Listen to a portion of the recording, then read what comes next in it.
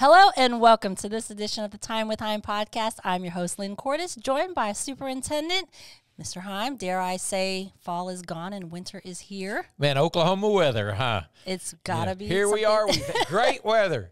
You know, I was thinking about that. My tomato plants, which I'm not getting hardly any tomatoes off of them, but hey, they were still green up until about Thursday, and then now they're gone. And my basil is now dead because I did not cover it in time. So, well, darn. I don't think it would have mattered if I'd have covered it because it would have been gone. But it is this is a good first storm because the ground temperature is still high. The temperature itself has stayed above freezing for us to talk about our procedures. First and foremost, we always say if we're going to be partners with our parents, we have to respect our parental decision.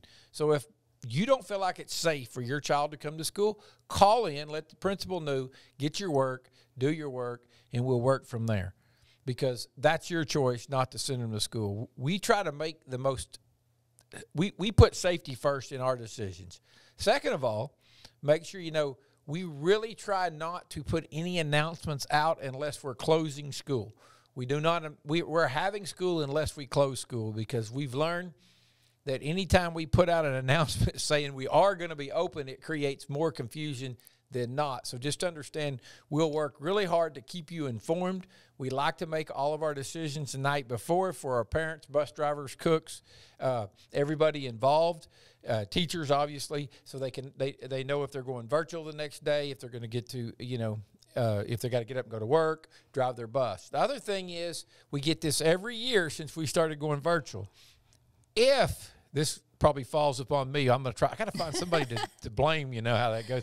But if we truly get a day with a lot of snow on the ground, we will have a snow angel snowman building contest day. We love those days. We never got one last year, but we are not, if it's 10 degrees outside and the wind's blowing 50 miles an hour and it's sleeting, there's no reason for us to declare a snow day because people aren't going to put their kids out into that. And we want to give them some things to do while they're home. And it also helps us improve. As always, we're striving to improve our online education. But that's remote because yes. Virtual is when our staff comes back to the school. They come on site and our students are at home or wherever they may be. But remote is where both staff and students are at home, yes. That's right. The virtual and remote's basically difference for the staff. In there I go. I messed it up. And just as a reminder, because we do have new families to our district, we do not early release, nor do we delay start because of our transportation system. Yeah, I try not to speak in absolutes, but in my career, as 15, this is my 16th year to be a superintendent, I don't know that I've ever early released. Well, in early release, here's why I'm saying that. A parent can always come. It's their discretion, just like you mentioned. They come check their student out. But as a whole, as a district, we can't just send students home blindly without parental observation or somebody there on a bus. Yes. So correct. we do not run buses early for the simple fact that we don't want to drop students off to empty houses. Or locked ones. Or locked ones if the parents don't know and if we are not able to reach the parents. So we will try to contact parents if we start letting students go early, but we will not run the buses. And so parents have that option to come get them. And late starts, those things tend to create more confusion, especially when you have 14,000 students, than either going to school on time or counseling. And one advantage we have on the cold days is there's a balance, but our high school students start first, so it is a little later in the day when our elementary students get out. So those are some things. But late start creates confusion across the district as well as early release. And when we come to making a decision, we do have various organizations we work with. It's not something we do blindly. We do stay in contact. Oh, I just get up in the morning and think about it. Yeah, well, we would like that. I just look out the window before I go to bed and I make a decision. No, we have a lot of people who go into that decision. And I'm telling you, we have 2 or 3 maintenance people that drive the roads on parts of the town. We have different people who live on different areas who get out. Our bus people get out. There's a lot of people who get out and drive the roads. Besides, you have great contacts with the weather people at Fort Sill. You have good contacts with KSWO. So there's a lot of different people involved in that decision we make before we make the final decision as to whether we're going to have school or not.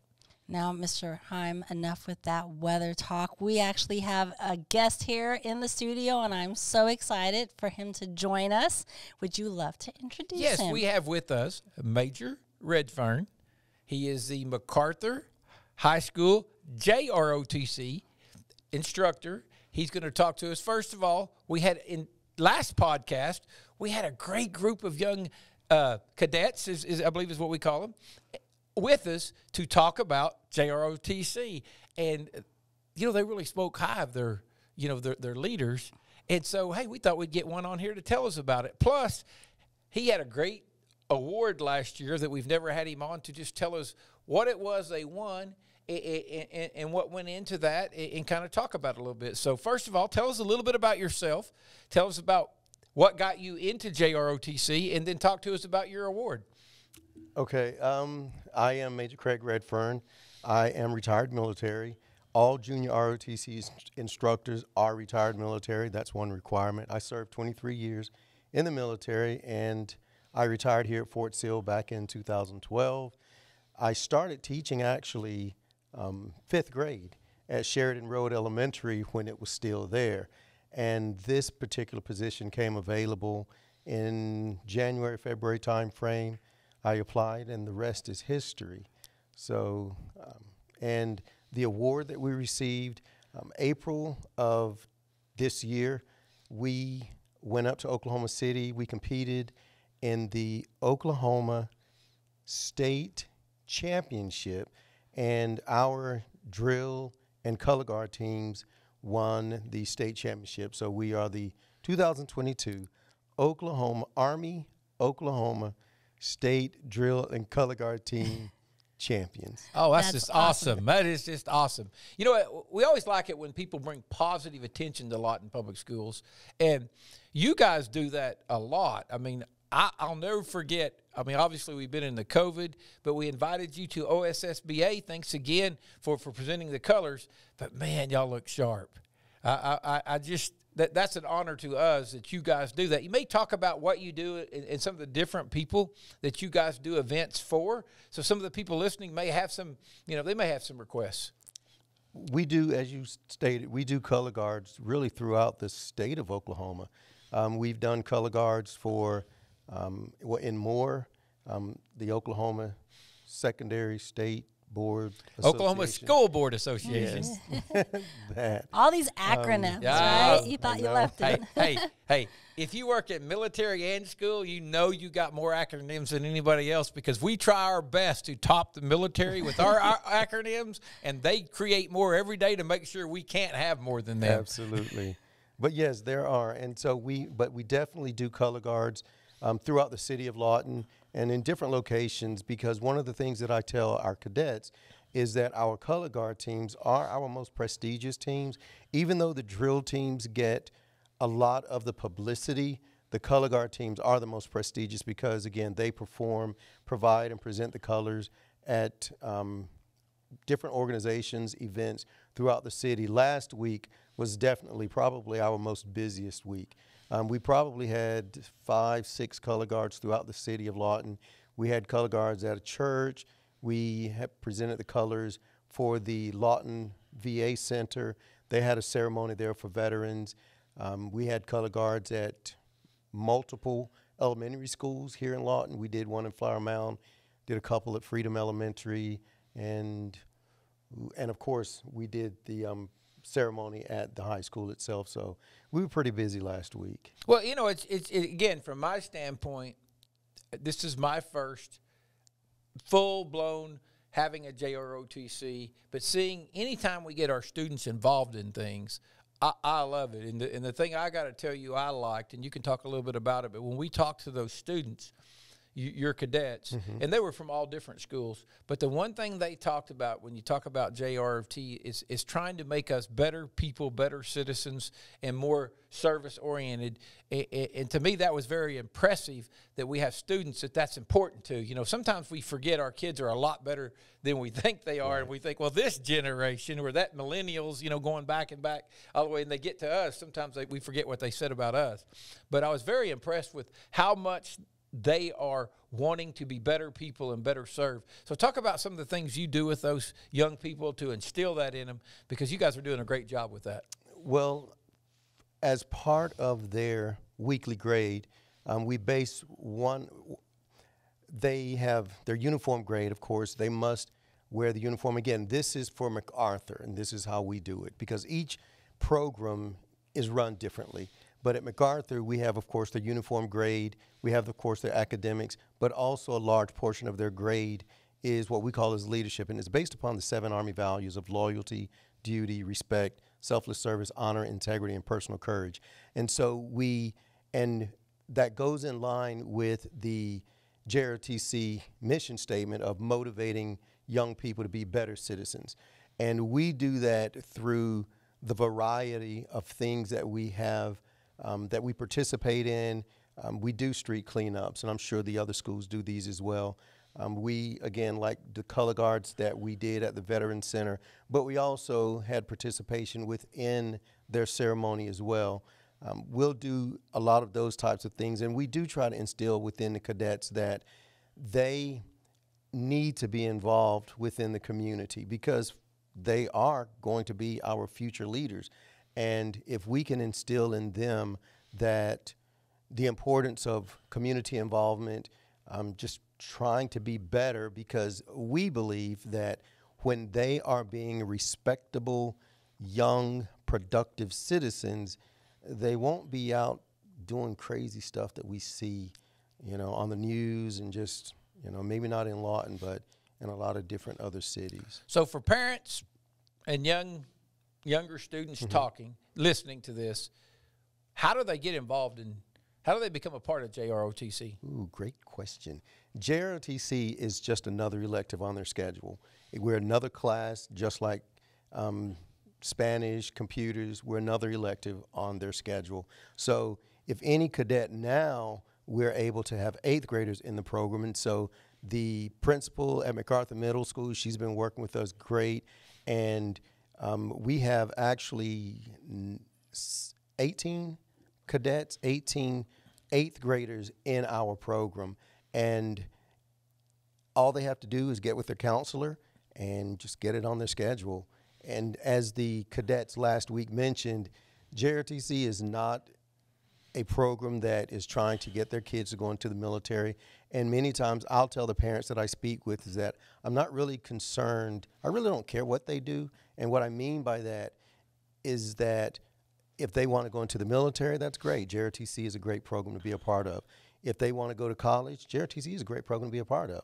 If they want to just get out and get a job, JROTC is also a great program to be a part of, because we try to teach the kids to be, or cadets, we try to teach the whole student aspect is how I see it, because we need them to be, we want to teach them to be leaders, to be confident in who they are, and we try our best to help them grow and to, again, just instill those values or reinforce those values that their parents are already teaching them. That was a common theme of the students from all 3 high schools, is that JROTC is to instill values, to grow leadership, but you guys did not, to a person, to a student, you guys did not pressure them or try to force them that this you have to go to the military, you have to go this. It's about making you better, to prepare you for whatever. Exactly. So that fits in really well with our Life Ready. When we talk about Life Ready graduates, your program is just a great addition. When we start talking about Life Ready, students that go through that, you are helping to prepare them for life and making them more life ready. And for that, we appreciate what you do. And obviously, I've been in Lawton 3 years, and a lot of it's been during the COVID, and I'm just now getting to see more and more of the activities you guys take part in. But you guys represent Lawton Public Schools so well, and for that, we appreciate you. Our community appreciates you. So in closing, anything about JROTC or anything you would like to say, that if you had that one thing you want the people in this community to know, what would that be? I would just like to say is that many people think that JROTC is a military training program, or that we are a disciplinary program, and that's not the case. There are aspects of any class that has discipline when we ask cadets to do things, their homework or whatever it may be, well, there's discipline. There are consequences to not doing what they're required to do. But I believe personally that not just because I teach it, but I think that every student should at least give JROTC a try just to see if it is for them, because many times I'll have students tell me that sometimes they were forced to be in the program, and then 2 or 3 years later, they're still in the program because they realized that it wasn't what they thought it was going to be for the better. You know, and that's one thing we talk about in our school. We want our parents and students to know we want more flexibility. We want students to be able to try things. And try doesn't mean if you enroll in it for next year, you have to be in there from August all the way to May. Exactly. It means get in there and see what they're doing. Take the end of your year to start watching and paying attention and better understand what it's about. And that's for all of our classes, whether you're taking an AP class, a physics class, you're doing concurrent enrollment, you're going to the Career Tech, we got our TAP programs. You know, that's one of the things we're really excited about is that expansion of opportunities for students. And again, big shout out to you and all of our JROTC instructors across the district for creating those opportunities to make leaders and better people of our young people. And I'm glad that we're in the 8th grade program now and that we're building them up so that they have that opportunity to build those skills over their high school career. So thank you, Major Redfearn, for coming and joining us on this podcast. Thank you for allowing me the opportunity. And good luck with the rest of your year. We know we've got some great things coming out from all of our programs. And to defend that state championship, that's the thing about it. When you win one, now our expectations are you bring us another one. We've got That's our plan. You've got it. All right, Mr. Hime, any reminders you want to share with our families as we head on? Big shout out our football teams. Football season's over, but we had a couple teams make the playoffs. Very great year. We again talking about participation, students being involved, and we want our students involved in extracurricular activities across the district. You know, we got esports going strong. Now we're starting our winter sports. So swim just had a big event not too long ago. So get online, look at your web pages, and again, if you got questions, it's info@lawtonps.org. Our website is lawtonps.org. So those things, but make sure, here we are, 1 week, next week, Thanksgiving break, 3 weeks, Christmas break. Then, we're going to come back and look, and it's going to be 2023, and I just now got used to putting 2022. I'm one of those people. It takes me to about December to start getting the year right, and then they change it on me.